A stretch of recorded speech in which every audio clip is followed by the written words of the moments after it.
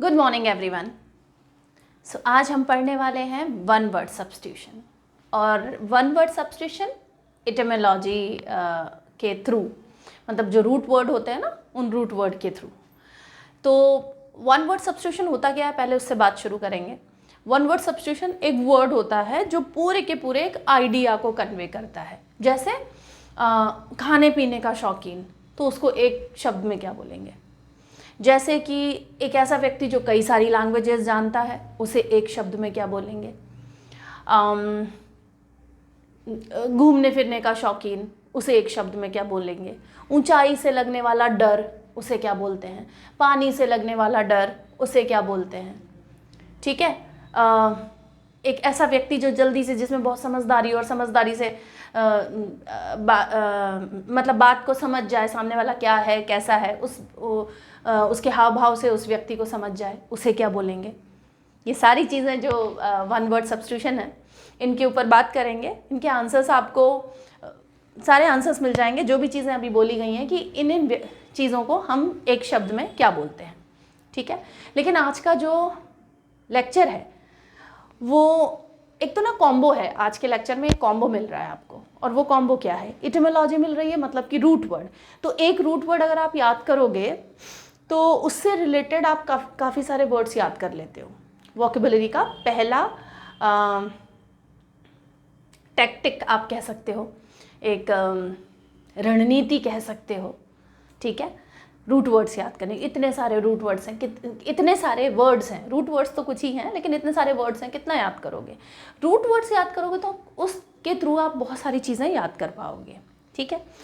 तो आज के लेक्चर में आपको मिलने वाला है ये कॉम्बो, जिसमें इटिमोलॉजी या रूट वर्ड्स के थ्रू आपको लर्निंग कराई जा रही है। दूसरी चीज़, वन वर्ड हम लोग तैयार कर रहे हैं। तो वन वर्ड मतलब कि एक पूरा आइडिया कन्वे करता है। वो अभी बताया ना एग्जाम्पल, तो वो पूरा का पूरा एक आइडिया कन्वे करेगा आपको कि ये चीज़ है, इसे एक शब्द में क्या कहते हैं। ठीक है। जो भी कॉम्पिटिटिव एग्ज़ाम की तैयारी कर रहे हैं, एसएससी के सभी, चाहे वो सीजीएल है चाहे वो जेएचएसएल है, ठीक है, एसएससी के सभी एग्ज़ाम, बैंक पीओ है, बैंक पीओ में तो बहुत ही अच्छी लेवल की इंग्लिश पूछी जाती है। एसएससी में भी एसएससी सीजीएल में बहुत अच्छी इंग्लिश पूछते हैं। ठीक है। आरएस है, उसमें भी कई बारी वन वर्ड आ जाता है। ग्रामर तो खैर आ ही रहा है, सिलेबस आप सबको पता होगा। ठीक है ना। यहाँ पर बेसिकली ये सभी कॉम्पिटिटिव एग्ज़ाम के हिसाब से है, इसमें एक पर्टिकुलर नहीं है। पर्टिकुलर भी कई सारे वीडियोस बनाए हुए हैं, आप देख सकते हो चैनल पे जाके।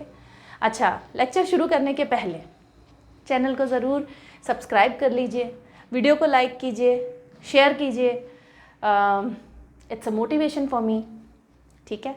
तो आगे बढ़ते हैं। बोर्ड पे 4 वर्ड्स लिखे हुए हैं। इन 4 वर्ड्स को हम डिटेल में पढ़ने वाले हैं और समझने वाले हैं कि क्या क्या वर्क करता है, कैसे वर्क करता है। एक ना साइकोलॉजिकल एक नियम है साइकोलॉजिकल। क्या नियम है कि जब आप किसी चीज़ को, जैसे ये पूरा लिखा है ना, इसे 100% मान लेते हैं, तो इसको अगर आप 20% अच्छी तरीके से पढ़ लोगे ना तो 80% कवर कर लोगे। उसी तरीके से आपका सिलेबस भी है। अगर आपने 20% 100% की तरह पढ़ लिया है तो 80% आपका सिलेबस कवर होता है। तो आज हम उसी टैक्टिक से, उसी नियम से चलने वाले हैं कि ये जो लिखा है ना बोर्ड पे, इसकी हम एक एक चीज़ समझेंगे।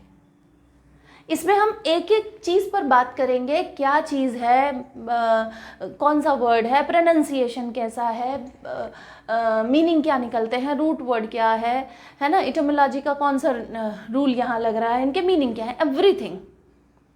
ठीक है। तो एकदम तैयार हो जाइए, पेन और पेपर लेके या कॉपी ले लीजिए। ठीक है।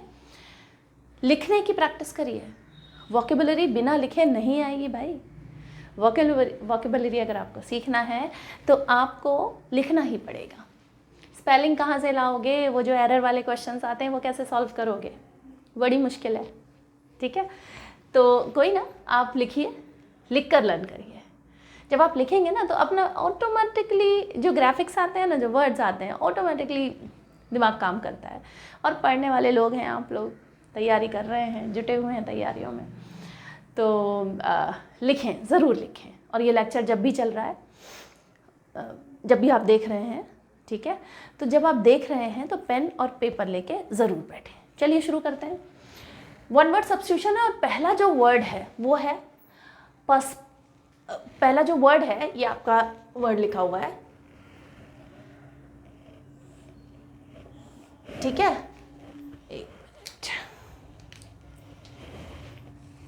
पर्स्पिकैशियस, ठीक है, पर्स्पिकैशियस। प्रोनाउंसिएशन क्या है इस वर्ड का? पर्स्पिकैशियस, है ना, पर्स्पिकैशियस। प्रोनाउंसिएशन है पर्स्पिकैशियस। पर्स्पिकैशियस इसका, अब ये जो रूट वर्ड देख रहे हैं ना, रूट वर्ड है पर्स्पिकैक्स। रूट वर्ड पर्स्पिकैक्स है। इसमें रूट वर्ड में इतना जाने की जरूरत नहीं है, लेकिन पर्स्पिकैशियस जैसे वर्ड्स जो है ना, मतलब आपको ये नहीं सीखना है कि ये लैटिन का है या ग्रीक का है या कहाँ से आया ये वर्ड, इतना डिटेल में नहीं जाना है। दैट तो अभी वो 100% हम कर रहे हैं, that's why I have written down, ये इसलिए यहाँ पे लिख दिया यहाँ कि वो लैटिन है, लैटिन लैंग्वेज जो है ना वहाँ से आया हुआ है। अच्छा, हिंदी मीडियम वाले जो विद्यार्थी हैं, कुछ कमेंट्स मिले हैं ऐसे कि आप थोड़ा सा हिंदी में बोलिए और हिंदी में समझाने की कोशिश करिए। तो बिल्कुल इस बात को बहुत गहराई से समझा गया है और हिंदी में पूरी तरह से समझाने की कोशिश की जा रही है। Hindi is our native language. बीच बीच में थोड़ी सी इंग्लिश है तो कोशिश कर लिया करिए, ज़्यादा तो नहीं, अभी इंग्लिश में बात करते हैं, थोड़ा हिंदी में ही ज़्यादा बोला जाता है ताकि आपको सबको समझ में आए, ठीक है। तो पर्स्पिकैशियस जो है ये इसका प्रोनाउंसिएशन है, ये इसका उच्चारण है, कैसे बोलते हैं पर्स्पिकैशियस। इसका रूट वर्ड जो है ना वो है पर्स्पिकैक्स। पर्स्पिकैक्स इसका मतलब क्या होता है? पर्स्पिकैक्स, पर्स्पिकैक्स का मतलब होता है टू सी थ्रू, किसी चीज़ के भीतर जाके या उसके थ्रू जाके हमें देख लेना, है ना, टू सी थ्रू। ये जो थ्रू है ना, ये थ्रू से कई सारे वो आ जाते हैं, क्वेश्चन आ जाते हैं, है ना, गो थ्रू, लाइक सी थ्रू, गो थ्रू, ऐसे करते हुए कई सारे सेंटेंस आ जाते हैं। तो थ्रू को भी समझना है। थ्रू मतलब किसी, सी थ्रू मतलब किसी के अंदर जाके, ऐसे जैसे एक दरवाज़ा है तो कैन यू सी थ्रू, आपको दरवाजे के दूसरी पार दिखाई दे रहा है, उसको सी थ्रू के कॉन्टेक्स्ट में बोलेंगे। तो यहाँ क्या मतलब है इसका? ये जो रूट वर्ड है पर्स्पिकैक्स, इसका मतलब होता है टू सी थ्रू, मतलब दरवाजे के दूसरी तरफ हम देख सकते हैं, ठीक है। अब यहाँ दरवाजे की बात तो नहीं हो रही है, यहाँ बात हो रही है कि आपके अंदर इतनी समझदारी हो, आप इतने कुशाग्र हों, इतने बुद्धिमान हों कि आपको दूसरे के हाव भाव से और दूसरे की बातचीत करने के तरीके से आपको समझ आ जाए कि भाई बात क्या हो रही है, आप इतने बुद्धिमान हो। तो यहाँ पर पर्स्पिकैशियस, पर्स्पिकैशियस का मतलब यही होता है कि जो व्यक्ति बहुत कुशाग्र होता है, बुद्धिमान होता है, संवेदनशील होता है, उसमें इतना समझदार होता है, वो समझ पाता है, he can read between the lines. ये एक फ्रेज है ना, इडियम है ये एक, रीड बिटवीन द लाइन्स, मतलब क्या है बात का मतलब, क्या है उसका गूढ़ अर्थ, उसे आप समझ जाएं, ठीक है। तो आप पर्स्पिकैशियस मतलब होता है कुशाग्र होना, बहुत बुद्धिमान होना। अब इसका इंग्लिश देख लीजिए, having a keen understanding and insight. Insight मतलब बुद्धिमत्ता, है ना। तो एक बहुत अच्छी अंडरस्टैंडिंग और इंसाइट हो, उसे, ऐसे व्यक्ति को हम क्या बोलते हैं? पर्स्पिकैशियस। ऐसे व्यक्ति को नहीं, मतलब ऐसी क्वालिटी को, तभी तो ये एडजेक्टिव है ना। पार्ट्स ऑफ स्पीच क्या है? एडजेक्टिव है। Parts of speech adjective. जैसे I am wearing a green sari, तो साड़ी कैसी है? ग्रीन है। ग्रीन क्या है? एडजेक्टिव है ना। उसी तरीके से पर्स्पिकैशियस, पर्स्पिकैशियस जो है वो एक एडजेक्टिव है ना। पर्स्पिकैशियस एक एडजेक्टिव है। पर्स्पिकैशियस इंसाइट, पर्स्पिकैशियस लाइक विशेषता है उसकी, है ना। अब इसका एग्जाम्पल देख लीजिए, शी इज पर्स्पिकैशियस ऑब्जर्वर। कैसी ऑब्जर्वर है? साड़ी कैसी है? ग्रीन है। तो ऑब्जर्वर कैसी है? पर्स्पिकैशियस है। ऑब्जर्वर मतलब जो ऑब्जर्व करे, जो ऑब्जर्व करे मतलब आपके बारे में समझे, आपके जो व्यवहार है उसको उसको समझने की कोशिश करें, वो ऑब्जर्वर है। जो ऑब्जर्व करे, जो ध्यान से देखे, वो ऑब्जर्वर है। तो कैसी ऑब्जर्वर है? ऐसे लेजी या केयरलेस ऑब्जर्वर नहीं है, पर्स्पिकैशियस ऑब्जर्वर है। मतलब बहुत ही संवेदनशील, बहुत ही कुशाग्र और बहुत ही समझदार ऑब्जर्वर है, जो आपको बहुत अच्छे से समझ रही है। तो she is a perspicacious observer of human behaviour, वो मानव व्यवहार की पर्स्पिकेशियस ऑब्जर्वर है। मानव व्यवहार को बहुत ही सूक्ष्मता से, बहुत ही बुद्धिमत्ता से, समझदारी से ऑब्जर्व कर सकती है। कैसी है ऑब्जर्वर? पर्स्पिकेशियस है। कैसी है साड़ी? ग्रीन कलर की है। तो ग्रीन साड़ी, साड़ी एक नाउन है और ग्रीन क्या है? एक एडजेक्टिव है। पर्स्पिकेशियस ऑब्जर्वर, ऑब्जर्वर एक नाउन है और पर्स्पिकेशियस क्या है? एडजेक्टिव है। मीनिंग क्या होता है पर्स्पिकेशियस का? कुशाग्र, संवेदनशील, है ना। तो संवेदनशील व्यक्ति, संवेदनशील स्थिति, है ना। तो ये सारी चीज़ें विशेषता ही बताएगा ना। स्थिति की कैसी विशेषता है? संवेदनशील। व्यक्ति की क्या विशेषता है? कुशाग्र। तो विशेषता बता रहा है मतलब एडजेक्टिव है। जब नाउन की विशेषता बताता है कोई शब्द तो उसे हम कहते हैं क्या? एडजेक्टिव, है ना। तो कैसी, अब इस सेंटेंस में आप देख लीजिए पर्स्पिकेशियस और ऑब्जर्वर। कैसी ऑब्जर्वर है? पर्स्पिकेशियस। पर्स्पिकेशियस मतलब होता है कुशाग्र, समझदार, बुद्धिमान, संवेदनशील, ठीक है, पर्स्पिकेशियस। और अगर इंग्लिश में आप इसका मतलब, अब देखिए क्वेश्चन कैसा आ जाएगा। Having a keen understanding and insight, the person who is having the keen understanding and insight is known as, क्या बोलोगे? पर्स्पिकेशियस। 4 ऑप्शन में अगर पर्स्पिकेशियस आपको दिख गया तो पर्स्पिकेशियस आंसर में टिक लगा देना है, ठीक है। तो बिल्कुल भी नहीं कंफ्यूज होना है यहाँ। पर्स्पिकेशियस ऐसे ही क्वेश्चन आएगा आपको, ऐसे इंग्लिश में लिखा हुआ आएगा कि the person who is having a keen understanding and insight is known as, is called perspicacious, है ना। समझदार, बुद्धिमान, संवेदनशील, कुशाग्र। दूसरे वर्ड की तरफ बढ़ते हैं जिसका कि रूट वर्ड यही है ना। तो रूट वर्ड अगर आपने ये याद कर लिया ना, क्या? पर्स्पिकैक्स, सिर्फ एक रूट वर्ड पर्स्पिकैक्स। अब इस पर्स्पिकैक्स से आगे पीछे लगे हुए जो भी वर्ड्स आते हैं वो सारे वर्ड्स क्या होंगे? उनका मतलब होगा टू सी थ्रू। मतलब इतने कीन आप ऑब्जर्वर हो, इतने आप बुद्धिमान हो कि आप दूसरे के दिमाग को पढ़ सकते हो। कैसे? दिमाग में कुछ लिखा थोड़ी है तो आप पढ़ लोगे तो कैसे पढ़ोगे? उसके आचार विचार क्या हैं, बोलने का टोन क्या है, किस तरह से बात कर रहा है, कनिंग तो नहीं है, उसकी बातों में कुछ छुपे हुए अर्थ तो नहीं। आप ध्यान से देखोगे ना, सब समझ आता है, बस ध्यान से देखना पड़ता है। तो जब हम कहते हैं ना कि अरे भाई समझ नहीं पाया उसे, तो समझ नहीं पाया, यहाँ आपका भी फेलियर है, आपने इतना टाइम ही नहीं दिया खुद को, ठीक है। तो you should be a perspicacious observer. आपको एक पर्स्पिकेशियस ऑब्जर्वर बनना चाहिए और इंटरव्यू के टाइम पे तो ज़रूरी बनना चाहिए। जब आप पर्स्पिकेशियस ऑब्जर्वर बन जाते हो इंटरव्यू के टाइम पे, तो इंटरव्यूअर ने इंटरव्यू जो ले रहे हैं उन्होंने आपसे पूछा कि हाँ भाई, कुछ मजाक कर दिया ऐसा जो आपके विषय से ही संबंधित हो, तो आपको समझना होगा कि ये किस हिसाब से किया गया है। एक बड़ी अच्छी फेमस सी मूवी थी, अभी तो थोड़ा ध्यान नहीं आ रहा कौन सी मूवी थी, नाना पाटेकर उसमें हीरो है और उसकी जो वाइफ है उसका इंटरव्यू होता है आईएएस के लिए।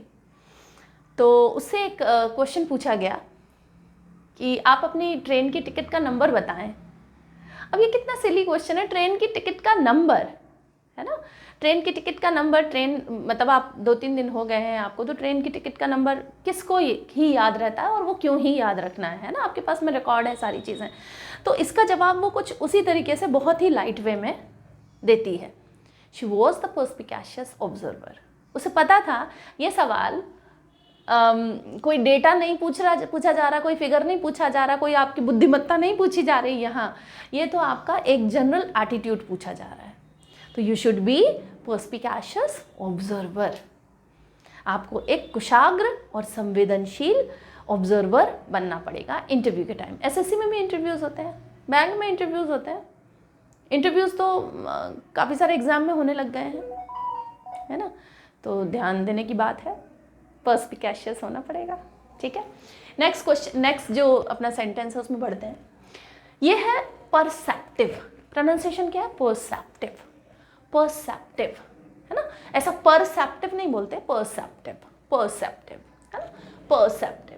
ये भी एडजेक्टिव है और इसका मतलब क्या होता है? Able to notice and understand things, मतलब आप किसी चीज़ को नोटिस कर पा रहे हो और किसी चीज़ को समझ पा रहे हो, ये भी एडजेक्टिव है, परसेप्टिव। तो आपको एक परसेप्टिव ऑब्जर्वर होना पड़ेगा और परसेप्टिव, यहाँ पर भी ये भी एडजेक्टिव है परसेप्टिव, तो परसेप्टिव ऑब्जर्वर भी होना पड़ेगा, मतलब कि आपको नोटिस करना आना चाहिए और चीज़ों को समझना, कौन सी चीज़ें हो रही हैं, दो लोग कैसे बात कर रहे हैं, क्या उनका बॉडी लैंग्वेज है, समझ में आता है। अगर आप ठीक से ऑब्जर्व करोगे आपको आएगा समझ में, है ना। आपने किसी को ग्रीट किया, किसी को नमस्कार किया, उस नमस्कार का जवाब कैसे मिला है उससे आपको समझ आ जाएगा कि बहुत सारी चीज़ें समझ में आ जाती हैं कि आपका वैल्यू कितना है, किस तरीके से जवाब दिया जा रहा है, अगर आप परसेप्टिव ऑब्जर्वर हैं तो अंडरस्टैंडिंग है और नोटिस आप करना जानते हैं तो आप क्या हैं? परसेप्टिव हैं। इसका एग्जाम्पल देखिए, हर books are full of perceptive insights. कोई एक ऑथर है ना, और उन्होंने लिखी है बुक, तो उनकी जो बुक्स है ना वो फुल ऑफ परसेप्टिव इंसाइट्स हैं। इंसाइट कैसी है? इंसाइट कैसी है? परसेप्टिव है। तो इंसाइट एक नाउन है यहाँ पे और परसेप्टिव एक एडजेक्टिव है। तो कैसी इंसाइट है? परसेप्टिव इंसाइट है, मतलब संवेदनशील और बुद्धिमान और अंडरस्टैंडिंग इंसाइट्स हैं, मतलब वो समझ, जो नोटिस कर पाए, जो समझ, जो अंडरस्टैंड कर पाए उसे परसेप्टिव बोलते हैं। ठीक है, तो इंसाइट कैसी है? परसेप्टिव है। ये इंसाइट क्या है? एक नाउन है और परसेप्टिव क्या है? एक एडजेक्टिव है। परसेप्टिव मतलब संवेदनशील, बहुत सारी संवेदनशील इंसाइट से भरी हुई हैं उसकी पुस्तकें। ठीक है, तीसरा वर्ड देखते हैं, पर्स्पिकैसिटी।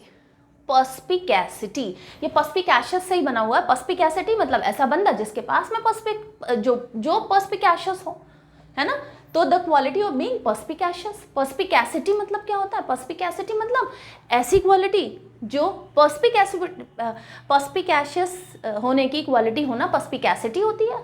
पर्स्पिकैसिटी नाउन है पर्स्पिकैसिटी, और पर्स्पिकैसिटी का मतलब क्या होता है? समझदारी। ये हिंदी में भी लिखा हुआ है, समझदारी, संवेदनशीलता, कुशाग्र और ये सफाई और ये सब। ठीक है, वो तो अभी बताएंगे। तो समझदारी, पर्स्पिकैसिटी मतलब समझदारी। पर्स्पिकैसिटी द क्वालिटी ऑफ बीइंग पर्स्पिकैशियस, ऐसी क्वालिटी, पर्स्पिकैशियस होने की योग्यता पर्स्पिकैसिटी होती है। समझदार होने की योग्यता समझदारी होती है ना। समझदार होने की योग्यता समझदारी होती है, तो समझदारी क्या है? एक नाउन है, पर्स्पिकैसिटी। अब एग्जाम्पल देखिए, his perspicacity allowed him to anticipate the problems. उसकी जो पर्स्पिकैसिटी है, उसकी जो समझदारी है, एक व्यक्ति है, उसकी जो समझदारी है, उसने उसे अलाउ किया, उसने उसे अनुमति दी। किस चीज़ की अनुमति दी? किस चीज़ की? टू एंटिसिपेट प्रॉब्लम्स, प्रॉब्लम्स को एंटिसिपेट करने की। एंटिसिपेट मतलब प्रॉब्लम को समझने की। वो आपने कभी लिखा होगा लीव एप्लीकेशन, तो उसमें लिखते हैं थैंक्स इन एंटिसिपेशन, पहले से ही धन्यवाद, है ना, मतलब इसके बदले में धन्यवाद। तो एंटिसिपेट मतलब समझने की, प्रॉब्लम को एंटिसिपेट समझ। अगर आप प्रॉब्लम समझ गए तो प्रॉब्लम सॉल्व है, अगर प्रॉब्लम समझ ही गए तो सॉल्व है भैया, फिर दिक्कत नहीं आती। प्रॉब्लम नहीं समझते ना, यही तो प्रॉब्लम है। प्रॉब्लम को नहीं समझ पाना ही प्रॉब्लम है। प्रॉब्लम समझने के बाद में प्रॉब्लम नहीं है। Okay, so पर्स्पिकैसिटी, his perspicacity allowed him to anticipate the problem.